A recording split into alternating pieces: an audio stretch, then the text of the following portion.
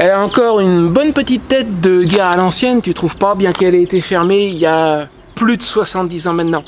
Je me trouve devant l'ancienne gare ferroviaire de Boulogne-sur-Gesse, le terminus de la ligne qui venait de Toulouse. Ligne ouverte en 1900, fermée en 1949 et la gare au passage. Aujourd'hui c'est une habitation privée, donc du coup nous n'en verrons pas l'intérieur.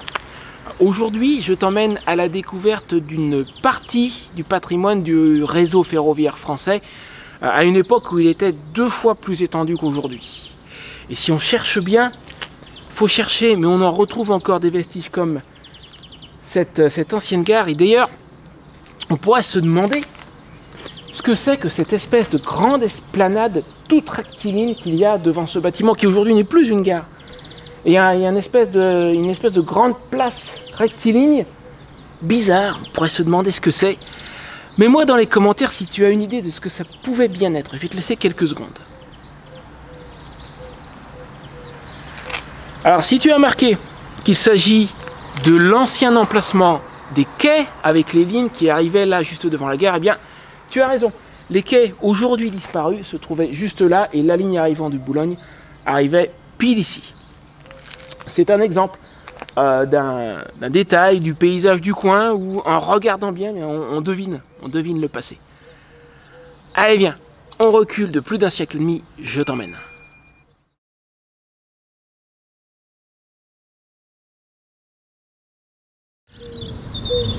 Je vais passer l'image en noir et blanc juste quelques instants pour bien te mettre dans l'ambiance. Imagine, nous sommes en 1901.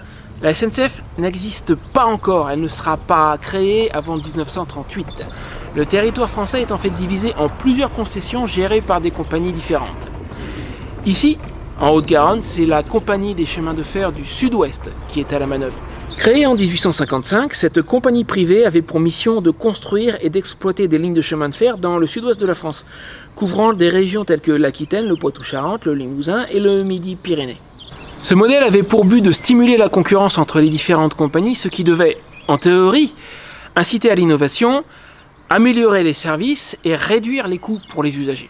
Toutefois, cette approche a généré une certaine fragmentation du réseau ferroviaire avec des normes et des pratiques différentes d'une compagnie à l'autre. En 1934, la compagnie de chemin de fer du Sud-Ouest fusionna avec la compagnie des chemins de fer du Midi et devint la compagnie du Midi.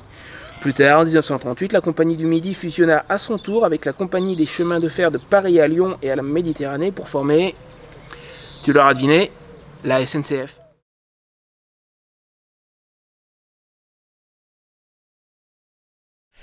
Dis-moi, est-ce que tu as une idée de ce que pouvait bien être ce bâtiment là, complètement envahi par la végétation?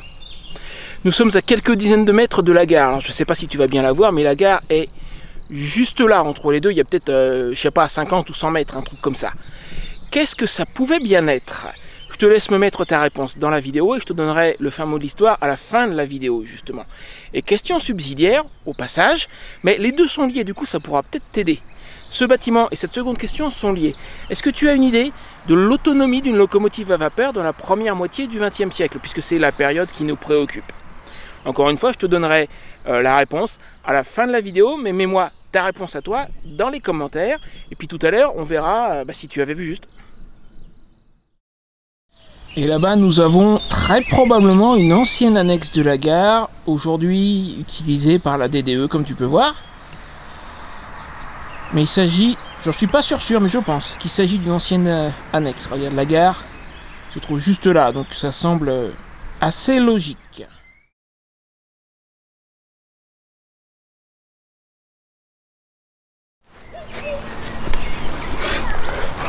Ah, tu m'as surpris toi. Bonjour. Bonjour. Eh ben, Et toi? dis donc, il n'y a rien à manger dans mon sac. Touche pain. Excellent. À son apogée dans les années 1920-1930, le réseau ferroviaire français comptait jusqu'à 7000 gares et à peu près 60 000 km de voies. Ici en Haute-Garonne, toutes les petites communes du département étaient desservies. Depuis, malheureusement, il a été victime de la démocratisation de la voiture, déjà de la concurrence de l'autobus. Et tout bêtement de la recherche du profit. Les voies peu ou pas rentables ont été fermées. C'est le cas ici pour la voie qui desservait Boulogne-sur-Gesse. En 2021, on ne comptait plus qu'à peu près 3000 gares en service pour 29 000 km de voies.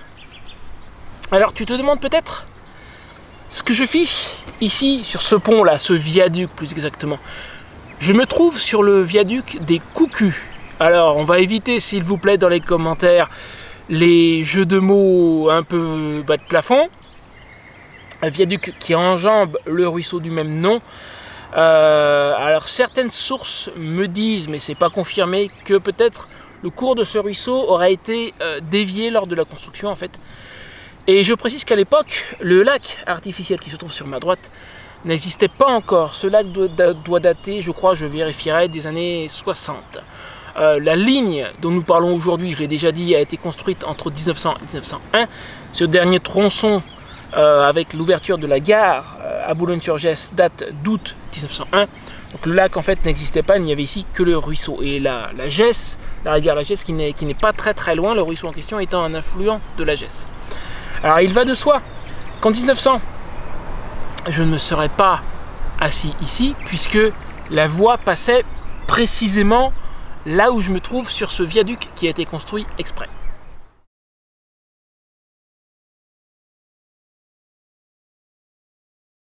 Ah, on ne croirait pas qu'à une époque, il y a encore moins d'un siècle, une voie ferrée passait ici. Je me trouve à côté de la gare de Blajan-Nisor, la dernière étape de la ligne avant Boulogne-sur-Gesse, le terminus. Et cet endroit était, jusqu'à il y a encore quelques années, un chemin creux en fait. Alors là je sais, il ne fait pas tellement creux, c'est parce qu'il a été remblayé, mais la voie, si j'ai bien trouvé le bon chemin, et je pense que c'est le bon, la voie passait ici, devait j'imagine faire un virage, parce que la gare est par là. Alors aujourd'hui, je ne sais pas si je vais pouvoir t'en avoir une belle vue, parce que c'est devenu une habitation privée. J'ai regardé, on peut se garer devant, mais en plus le portail est ouvert aujourd'hui, donc ça veut dire il y a du monde, ça va être assez moyen. Et côté route, c'est pas le côté où il y a le panneau avec le nom de la gare. Je l'ai aperçu le panneau, mais pour pouvoir en faire une vue, je vais tenter, mais je promets rien. Donc là, nous sommes sur, ouais, je sais ça se voit pas, hein, sur un des derniers vestiges de la voie qui malheureusement a été remblayé, c'est dommage. Alors il est difficile de trouver d'autres vestiges qu'on puisse encore identifier et raccorder à cette voie aujourd'hui. Bon, le temps est passé, hein, je pense qu'on arrive un petit peu tard, il aurait fallu venir il y a 50 ans, mais il y a 50 ans, il n'y avait pas YouTube. Pour en voir d'autres, à ce qu'on m'a dit, il faudrait aller jusqu'à Toulouse. J'ai pas eu l'occasion de le faire, notamment à cause de la météo du mois de mai 2023 qui a été... Voilà, je pense que certains s'en souviennent. Bon, je te dis, les vestiges sont rares, difficiles à trouver. La gare, l'ancienne gare de Blajan-Nisor se trouve juste derrière moi, derrière ces arbres, de l'autre côté. Et le chemin que tu as vu il y a un instant est par là, à 50 mètres environ. Des restes de poteaux. Est-ce que après tout ce temps, ça pourrait éventuellement être lié? La ligne ayant fermé en 49, on savait faire du béton à l'époque, hein, ça c'est pas le problème. C'est peut-être plus récent, j'ai aucun moyen de le savoir, mais moi qui espérais trouver un bout de rail, une traverse, peut-être que ça... Honnêtement, j'en sais rien. Je suis pas sûr, mais c'est possible. Ah, mais voilà, en cherchant bien, regarde, on en a une vue, et j'en ai encore une meilleure juste à côté, je vais te la montrer dans un instant. Je me trouve sur un tout petit pont qui enjambe une rivière, je me demande si ça ne serait pas le Coucus. Il faudrait que je vérifie sur la carte, je te confirmerai ça, et regarde, je vais me diriger par là. Et là, un peu plus loin, les arbres qui sont sur la droite s'interrompent, et on a une belle vue dégagée sur l'ancienne gare, que tu aperçois d'ici, mais on va la voir encore mieux dans un instant.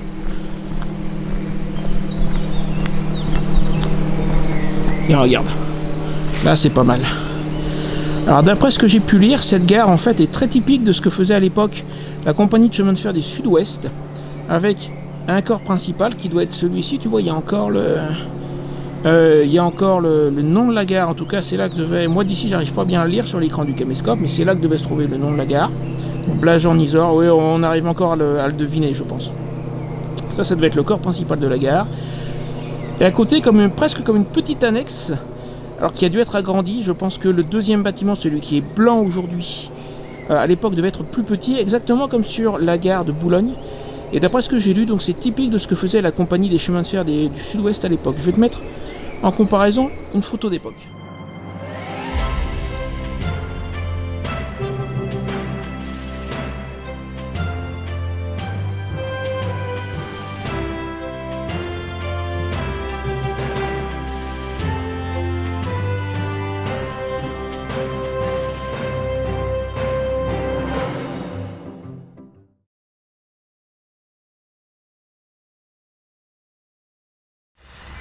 Nous voici à présent au camping municipal de Boulogne-sur-Gesse. Alors oui, pour info, pour ceux qui ne me connaissent pas et qui découvrent tout juste ma chaîne, je suis nomade avec une tente et une moto depuis fin 2020, d'où la raison à la base de ma présence dans ce camping.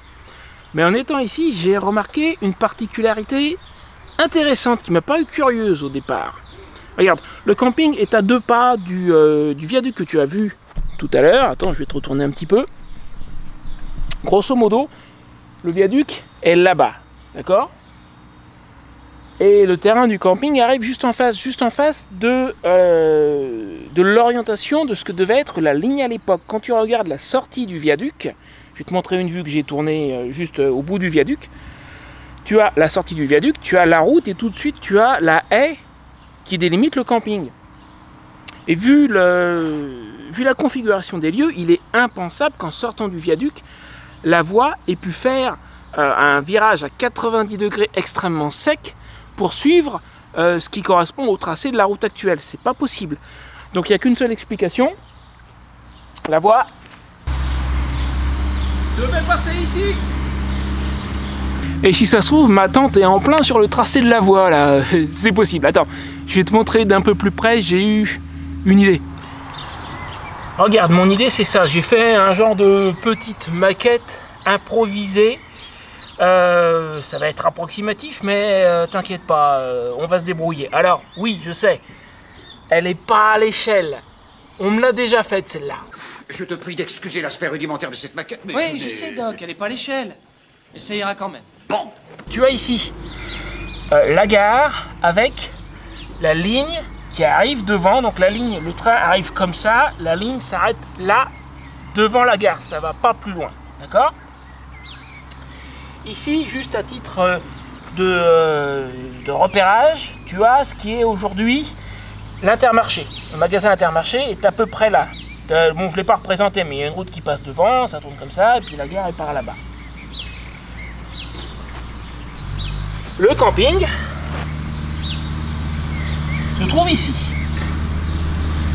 Là tu as grosso modo le terrain de camping. L'entrée en fait du camping est à peu près là.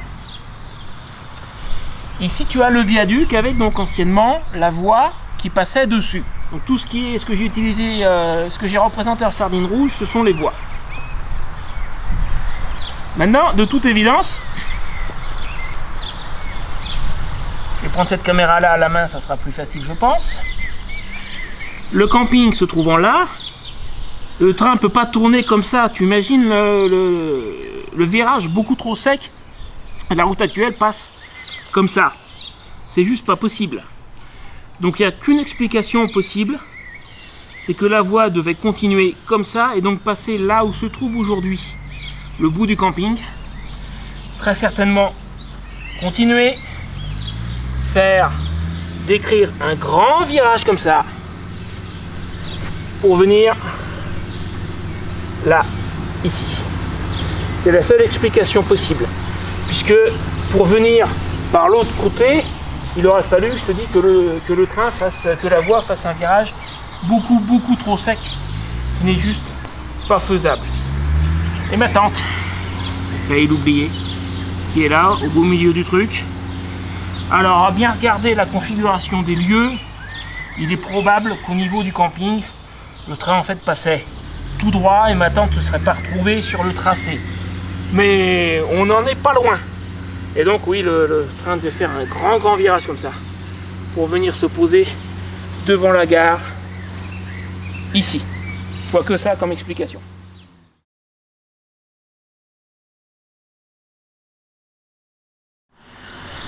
Bon, il va être temps de conclure cette vidéo, d'autant que moi demain matin je reprends la route, direction Blaye à côté de Bordeaux et sa citadelle Vauban. Alors avec une petite particularité qui fait plaisir à Blaye d'ailleurs, le camping municipal n'est pas à proximité de la citadelle, il n'est pas au pied des murs de la citadelle, il est dans la citadelle Vauban, ça risque de se révéler intéressant. Du coup si tu veux pas rater cette vidéo, bah, tu sais ce qu'il te reste à faire, hein. Abonne-toi, active la petite cloche et je t'autorise même à me laisser un commentaire pour me dire ce que tu as pensé de la vidéo d'aujourd'hui au passage. Tu sais, je suis un homme simple dans le fond, hein. Il en faut pas beaucoup pour me faire plaisir.